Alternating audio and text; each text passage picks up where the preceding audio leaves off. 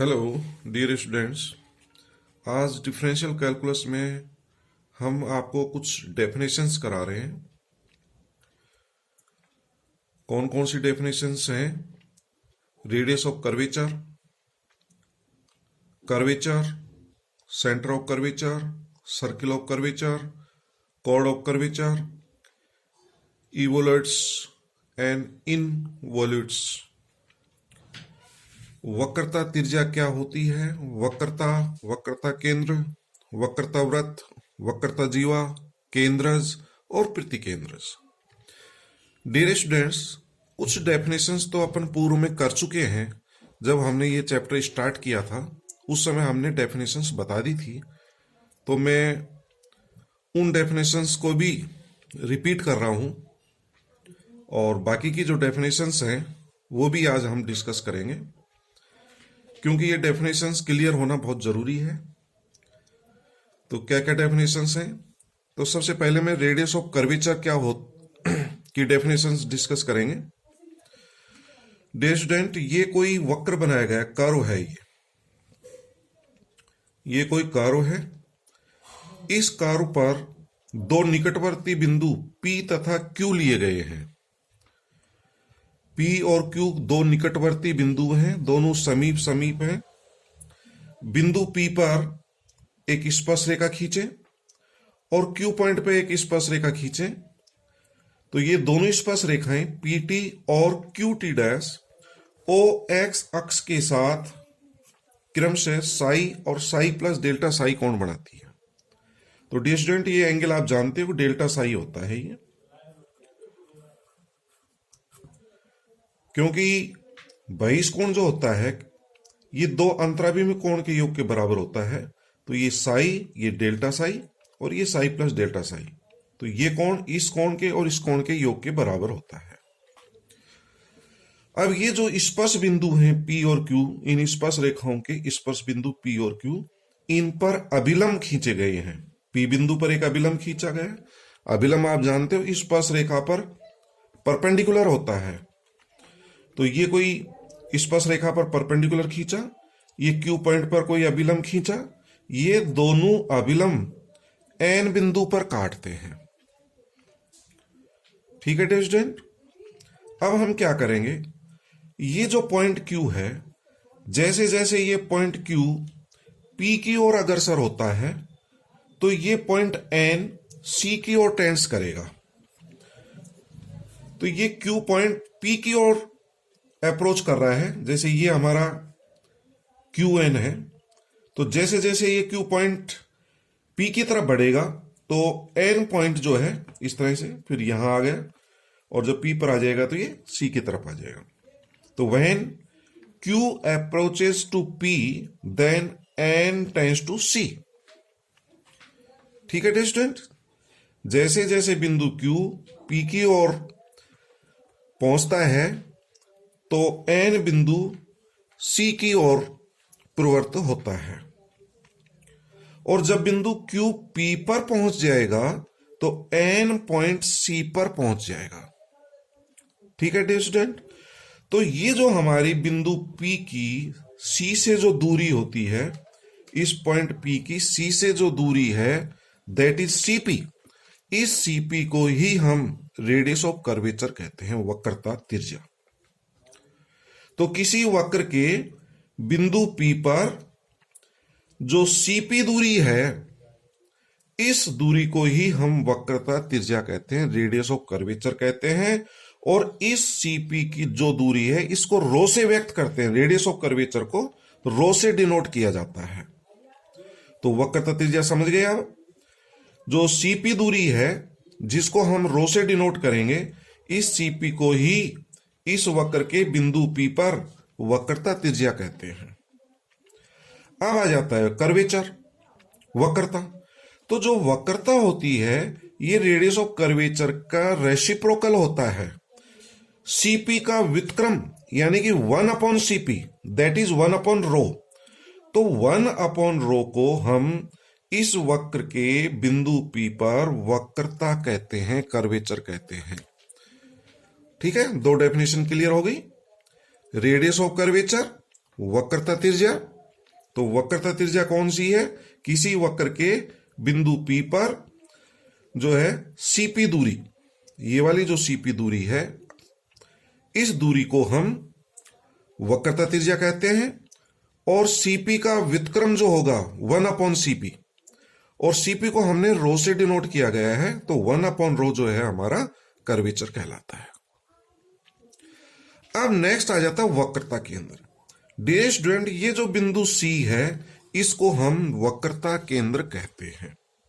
ये जो C point है इसको क्या कहते हैं? वक्रता केंद्र। तो इसको डिफाइन कैसे करेंगे? एग्जाम में ऐसे थोड़ी लिख देंगे ये जो बिंदु C है इसको वक्रता केंद्र कहते हैं। तो इसको इस प्रकार से डिफाइन करेंगे, किसी वक्र के बिंदु P पर अभिलंब दिशा में रो दूरी पर स्थित बिंदु C को वक्रता केंद्र कहते हैं।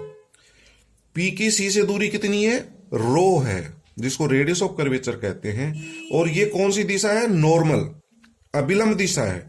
इस स्पर्श रेखा पर लंबवत दिशा है, तो ये जो CP है ये अभिलंब दिशा कहलाती है। तो दोबारा देख लीजिए वक्रता केंद्र को। किसी वक्र के बिंदु P पर अभिलंब दिशा में रो दूरी पर स्थित बिंदु C को वक्रता केंद्र कहते हैं। तो यह वक्र के बिंदु P पर है। ये सब जो है वक्र के बिंदु P पर डिफाइन किए गए हैं। तो किसी वक्र के बिंदु P पर वक्रता केंद्र क्या होता है? बिंदु P से अभिलंब दिशा में रो दूरी पर स्थित बिंदु C वक्रता केंद्र कहलाता है। तो वक्रता केंद्र डिफाइन हो गया। अब आ जाओ वक्रता वृत्त, circle of curvature. Dear student, यदि इस वक्रता केंद्र C को सेंटर मान करके, इसको हम सेंटर मान लें और ये हमारी रो त्रिज्या है, तो C को केंद्र मान करके रो त्रिज्या का, ये जो CP है इतने त्रिज्या का, CP कितना है? रो। C को केंद्र मान करके रो त्रिज्या का एक वृत्त खींचे, तो यह वृत्त वक्र के बिंदु P पर वक्रता वृत्त कहलाता है, सर्किल ऑफ कर्वेचर। तो सर्किल ऑफ कर्वेचर क्या है? किसी वक्र के बिंदु P पर वक्रता वृत्त वह होता है जो C को केंद्र मान करके रो त्रिज्या का एक वृत्त खींचा जाता है, वह वक्रता वृत्त कहलाता है। समझ गए? C को केंद्र मानकर इतनी त्रिज्या का एक वृत्त खींचेंगे, तो ये जो वृत्त बनेगा ये P बिंदु पर वक्रता वृत्त कहलाएगा। तो इसको कहते हैं सर्किल ऑफ कर्वेचर। अब आ जाता है वक्रता जीवा। तो वक्रता जीवा क्या होगी? ये आपने जो वक्रता वृत्त बनाया है, इसकी कोई भी जीवा, वक्रता वृत्त की कोई जीवा जो बिंदु P से होकर के गुजरे, उसको वक्रता जीवा कहते हैं। ठीक है डियर स्टूडेंट, तो मैं इसको अभी डिफाइन कर देता हूं। तो आपको रेडियस ऑफ कर्वेचर क्लियर हो गया। रेडियस ऑफ कर्वेचर क्या होता है ये अभी हमने डिफाइन किया। रेडियस ऑफ कर्वेचर जैसे जैसे बिंदु Q P की ओर टेंड्स करता है, बिंदु N C की ओर टेंड्स करता है, तो ये जो CP दूरी है, इस CP दूरी को रेडियस ऑफ कर्वेचर, CP का व्युत्क्रम कर्वेचर और बिंदु C वक्रता केंद्र कहलाता है। और C को केंद्र मान करके CP त्रिज्या का एक वृत्त खींचे तो वो वक्रता वृत्त कहलाता है। अब मैं वक्रता वृत्त बना करके दिखा देता हूं आपको।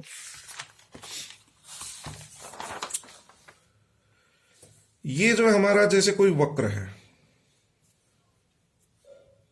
और ये कोई बिंदु P है, P पर ये स्पर्श रेखा है, इस स्पर्श रेखा पर ये अभिलंब है और ये रो है। डियर स्टूडेंट क्या है? रो। C को केंद्र मान करके रो त्रिज्या का एक वृत्त खींचे, तो ये वाला जो वृत्त है इसी को हम वक्रता वृत्त, सर्किल ऑफ कर्वेचर कहते हैं। इसका सेंटर C होगा, वक्रता केंद्र होगा, त्रिज्या कितनी होगी? रो होगी। इसका हम समीकरण भी निकाल सकते हैं यदि आपको वक्रता केंद्र पता हो तो। ठीक है, अब आ जाता है वक्रता जीवा। तो वक्रता जीवा क्या होती है? इस वक्रता वृत्त के बिंदु P पर यदि कोई हम जीवा बना दें, जैसे ये जीवा हो सकती है, ये जीवा हो सकती है, ये जीवा हो सकती है, P से गुजरनी चाहिए, तो वक्रता वृत्त की वह जीवा जो P बिंदु से गुजरती है उसको वक्रता जीवा कहते हैं। किसी वक्र के बिंदु P पर वक्रता वृत्त की जीवा जो कि बिंदु P से होकर के गुजरे उसको क्या कहते हैं? वक्रता जीवा कहते हैं। इसको आप ऐसे समझिए डियर स्टूडेंट, जैसे ये वक्र बनाया है, ये वक्रता केंद्र है, सीपी त्रिज्या का एक ये वृत्त खींचा गया है। अब इस वृत्त की कोई जीवा, जैसे ये जीवा हो सकती है, ये जीवा हो सकती है, ये जीवा हो सकती है, ये भी जीवा, ये सबसे बड़ी जीवा है जिसको इस वृत्त का व्यास कहते हैं। ये जीवा हो सकती है, ये जीवा हो सकती है, ये जीवा हो सकती है, बहुत सारी जीवाएं हो सकती हैं। तो ये सभी जीवा, इस वृत्त की ये जो सभी जीवा हैं जो बिंदु P से होकर के गुजरती हैं, इसी को कॉर्ड ऑफ कर्वेचर, वक्रता जीवा कहते हैं। ठीक है डियर स्टूडेंट, अब इसमें ये देख रहे हो कि ये जो जीवा है ये एक्स अक्ष के समानांतर है। This is parallel to X axis. और ये जो जीवा बनाई है वक्रता जीवा, ये वाई अक्ष के समानांतर है। तो हम आगे चल करके एक्स अक्ष के समानांतर वक्रता जीवा और वाई अक्ष के समानांतर वक्रता जीवा, इसकी लंबाई ज्ञात करेंगे। इसकी लंबाई, ये पी क्यू की लंबाई ज्ञात करेंगे और पी एस की लंबाई ज्ञात करेंगे। ये आगे के लेक्चर में डिस्कस करेंगे। वक्रता जीवा की लंबाई ज्ञात करना जो कि एक्स अक्ष के समानांतर हो और वाई अक्ष के समानांतर हो, तो उन वक्रता जीवा की लंबाई कितनी होगी। ठीक है, तो वक्रता जीवा क्लियर। तो वक्रता जीवा किसे कहते हैं? वक्रता वृत्त की वह जीवा जो बिंदु P से होकर के गुजरे, वह वक्र की बिंदु P पर वक्रता जीवा कहलाती है। ठीक है डियर स्टूडेंट, इसके बाद हम डिस्कस करेंगे नेक्स्ट वक्रता जीवा केंद्रज और प्रतिकेंद्रज क्या होते हैं। तो केंद्रज और प्रतिकेंद्रज क्या होते हैं? इवोलेट्स एंड इनवोलेट्स। ठीक है, इवोलेट्स एंड इनवोलेट्स क्या होते हैं? तो डियर स्टूडेंट, आपने जैसे ये कोई वक्र लिया, ये वाला, ये कोई वक्र है, इस पर ये कोई बिंदु P लिया आपने, इसका ये बिंदु C क्या है? वक्रता केंद्र है। किसका? बिंदु P का। बिंदु C बिंदु P का वक्रता केंद्र कहलाता है। यदि इसी प्रकार से हम कोई अन्य बिंदु ले लें, जैसे ये पॉइंट ले लें, तो इसका वक्रता केंद्र ज्ञात कर सकते हैं। वक्र पर स्थित कोई अन्य बिंदु ले लें, उसका वक्रता केंद्र ज्ञात कर सकते हैं। तो इन वक्रता केंद्रों का बिंदु पथ ही केंद्रज कहलाता है। तो केंद्रज क्या है? किसी वक्र के वक्रता केंद्रों का बिंदु पथ केंद्रज कहलाता है, इवोलेट्स कहलाता है। The locus of center of curvature, the locus of center of curvature is called evolutes. ठीक है, इसको और अच्छी तरह से क्लियर करें डियर स्टूडेंट। केंद्रज क्या है? केंद्रज भी एक तरह का वक्र ही होता है, सेंटर नहीं है डियर स्टूडेंट। कहीं स्टूडेंट समझ जाते केंद्र, केंद्र नहीं है, ये कोई वक्र है। मैं इसको इस प्रकार से थोड़ा समझाने की कोशिश करता हूं। ये कोई वक्र बनाया गया है। ठीक है डियर स्टूडेंट, समझ रहे हो ये सभी क्या है? ये एक वक्र बनाया गया है, इस पर मैंने कोई बिंदु लिए हैं P1, P2, P3, P4। बिंदु P1 का center of curvature C1 suppose किया, this is C1, this point is C1। बिंदु P2 का वक्रता केंद्र C2 माना गया है। वक्र पर स्थित बिंदु P3 का वक्रता केंद्र C3 माना गया है, ये C3 है। और वक्र पर स्थित बिंदु P4 का वक्रता केंद्र C4 माना गया है। C1, C2, C3, C4 are centre of curvature of points P1, P2, P3, P4। और ये सभी अभिलंब दिशा में होती हैं। जैसे आपको पता है, इस पॉइंट पे स्पर्श रेखा बनाए, ये अभिलंब दिशा होती है। ये इन पॉइंट पर ये स्पर्श रेखा, ये स्पर्श रेखा, ये स्पर्श रेखा।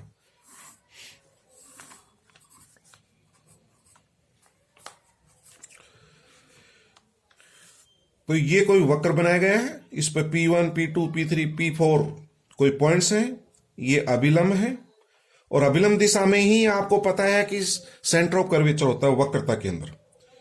तो बिंदु P1, P2, P3, P4 के यदि वक्रता केंद्र क्रम से C1, C2, C3, C4 हो, तो इन C1, C2, C3, C4 बिंदुओं से गुजरने वाला वक्र ही हमारा केंद्रज कहलाता है। इसका, इस पॉइंट का, इस पॉइंट से जो वक्र गुजरेगा, उस वक्र को ही हम केंद्रज कहते हैं। तो अब केंद्रज समझ जाना चाहिए क्या होता है। केंद्रज कौन सा वक्र होता है? वक्रता केंद्रों का बिंदु पथ, इन पॉइंट से पास होने वाला वक्र केंद्रज कहलाता है। तो केंद्रज किसे कहते हैं? वक्रता केंद्रों का बिंदु पथ, अर्थात इन सेंटर ऑफ कर्वेचर से गुजरने वाला वक्र केंद्रज कहलाता है। और इस वक्र के सापेक्ष ये वाला जो वक्र है, इसको हम प्रतिकेंद्रज कहते हैं। प्रतिकेंद्रज जो हमने वक्र लिया था, ये कहलाता है इनवॉल्यूट्स। और ये जो वक्र है, वक्रता केंद्रों का बिंदु पथ, इसको कहते हैं इवोल्यूट्स। इवोल्यूट्स कहते हैं। तो ये केंद्रज और ये प्रतिकेंद्रज। तो यही हम बता रहे थे, किसी वक्र के वक्रता केंद्रों का बिंदु पथ केंद्रज कहलाता है और वक्र अपने केंद्रज का प्रतिकेंद्रज कहलाता है। ये जो वक्र होगा, ये क्या कहलाएगा? प्रतिकेंद्रज कहलाएगा। तो डियर स्टूडेंट, ये कुछ डेफिनेशंस थी जो कि क्लियर होना जरूरी था, क्योंकि आगे के जो आर्टिकल्स करेंगे, क्वेश्चंस करेंगे, इन्हीं परिभाषाओं पर आधारित है। ठीक है।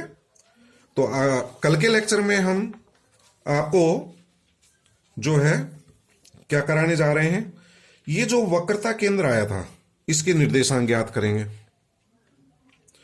दूसरा, ये जो वक्रता वृत्त बनाया गया है, ये इसकी वक्रता जीवा कहलाती है। ये कौन सी वक्रता जीवा है? एक्स अक्ष के समानांतर। एक्स अक्ष के समानांतर और वाई अक्ष के समानांतर वक्रता जीवा की लंबाइयां ज्ञात करेंगे। नेक्स्ट क्या होगा, यदि ये कोई वक्र है, इस पर कोई बिंदु P है, ध्रुवीय रूप ले लें, इसके कोऑर्डिनेट r और थीटा हो, तो ये ध्रुवांतर रेखा कहलाती है डियर स्टूडेंट, OP। क्या कहलाती है? ध्रुवांतर रेखा। रेडियस वेक्टर OP को हम R से डिनोट करते हैं। ये एंगल थीटा होता है, ये एंगल साई होता है, ये एंगल फाई होता है। सब पता है आपको, पहले पढ़ा चुके हैं। तो ये जो रेडियस वेक्टर है, ये ध्रुव कहलाता है, पोल। तो ये हमारी एक जीवा बन गई। ये वक्रता वृत्त है, और ये जो वृत्त, ये वाली जो जीवा है इस वृत्त की, ये कौन सी जीवा है? वक्रता जीवा जो ध्रुव से होकर के गुजरती है, उसकी लंबाई ज्ञात करेंगे, इसकी लंबाई ज्ञात करेंगे। इसके परपेंडिकुलर जो जीवा होगी, उसकी लंबाई ज्ञात करेंगे। तो नेक्स्ट लेक्चर में हम वक्रता केंद्र के निर्देशांक, एक्स अक्ष और वाई अक्ष के समानांतर वक्रता जीवा की लंबाई तथा ध्रुव से गुजरने वाली वक्रता जीवा की लंबाई और ध्रुव से गुजरने वाली वक्रता जीवा के लंबवत जीवा की लंबाइयां ज्ञात करेंगे। Thank you very much.